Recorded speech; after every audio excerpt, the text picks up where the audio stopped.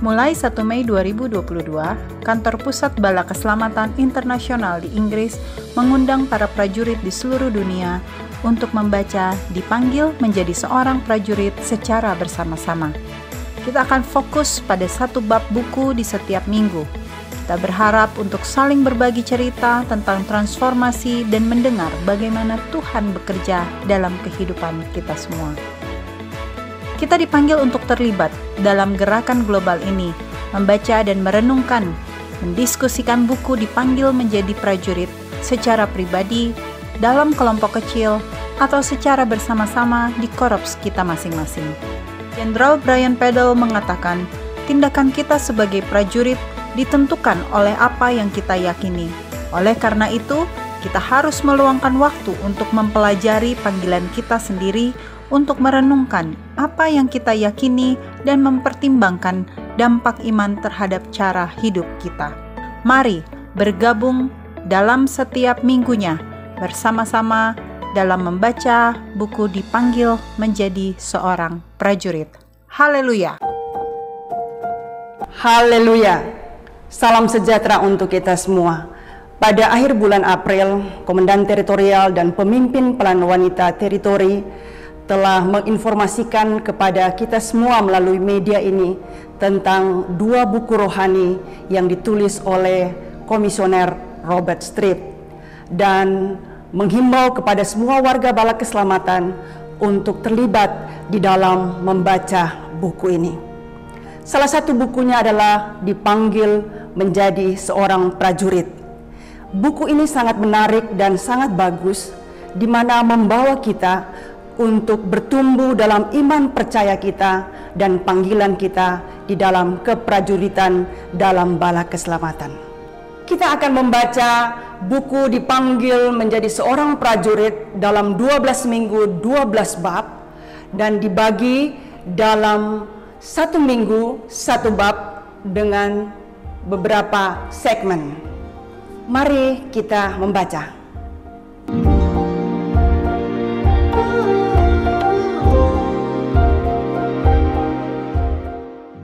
Bab 1.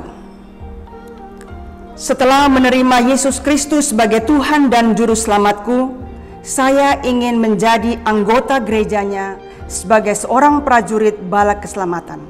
Oleh sebab itu, dengan pertolongan anugerah Allah, saat ini juga saya ingin melakukan suatu perjanjian suci. Dalam bab ini ada 3 bagian.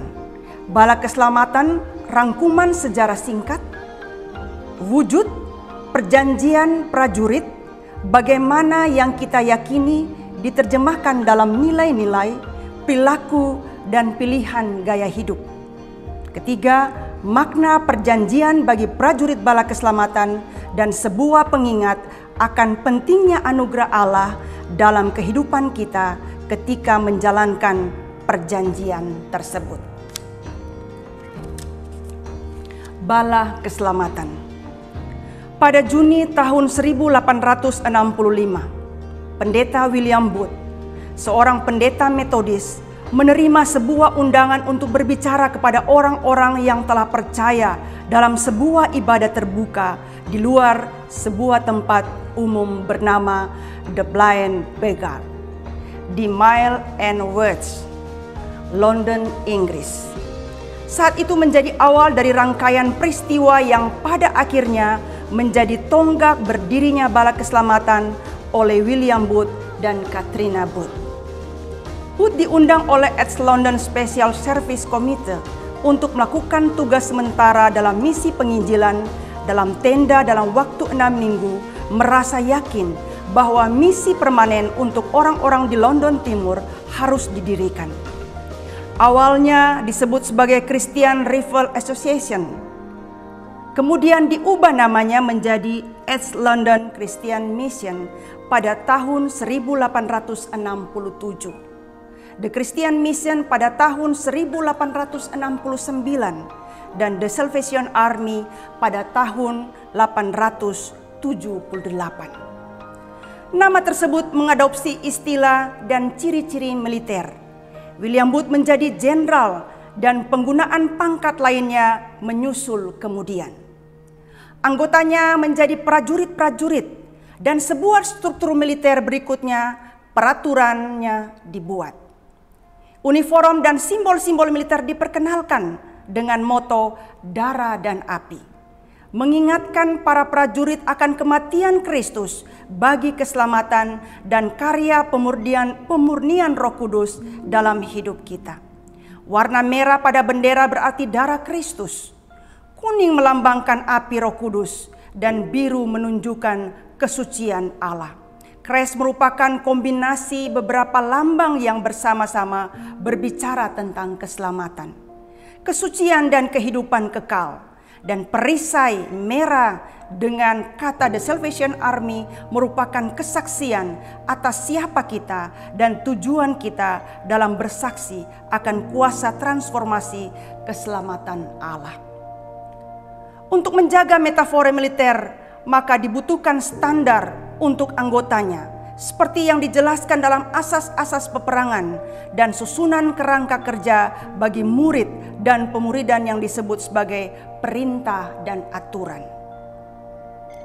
Asas-asas peperangan pertama kali digunakan antara tahun 1878 dan 1882. Versi paling awal dibuat tanpa ada referensi doktrin, namun sebuah rangkuman selektif dari apa yang kita yakini ditambahkan kemudian. Pada tahun 1950-an, doktrin ditambahkan secara penuh. Sesudah itu hanya ada penyesuaian kecil pada teks dan tambahan larangan merokok pada tahun 1975. Hingga revisi besar dilakukan pada tahun 1980-an. Asas-asas peperangan yang ada sekarang, termasuk tambahan judul Perjanjian Prajurit, disetujui oleh Konferensi Para Pemimpin Internasional, International Conference of Leaders, pada bulan September 1988. Gambar bulatan matahari melambangkan terang dan api Roh Kudus. Mahkota di tengah melambangkan salib Tuhan kita Yesus Kristus. Huruf S berarti salvation atau keselamatan. Pedang melambangkan peperangan demi keselamatan.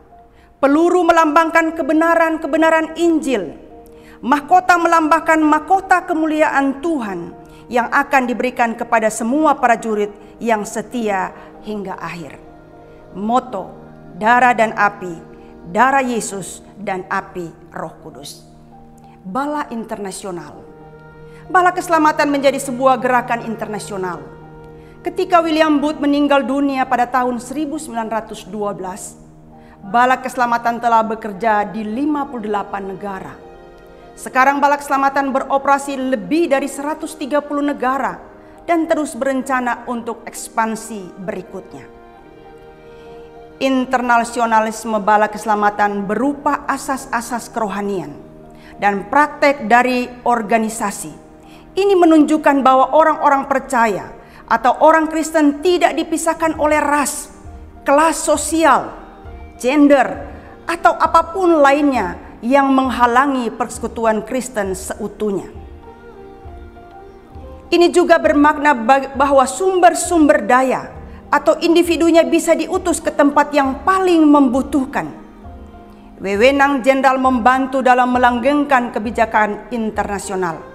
Meskipun jenderal memegang otoritas tertinggi, dia tidak bisa menyimpang dari asas-asas bala keselamatan yang telah ditetapkan.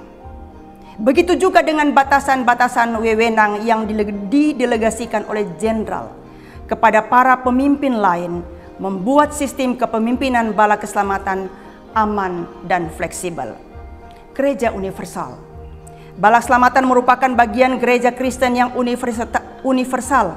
Buku doktrin mengatakan bahwa prajurit umat bala keselamatan merupakan anggota dari tubuh Kristus. Kita memiliki dasar yang sama dengan gereja universal, sekalipun tetap mempertahankan karakteristik kita sendiri. Sebagai suatu bentuk khusus dari gereja, Bala Keselamatan berperang serta dengan denominasi dan jemaat Kristen lainnya dalam misi pelayanan. Kita adalah salah satu bagian dari gereja yang universal.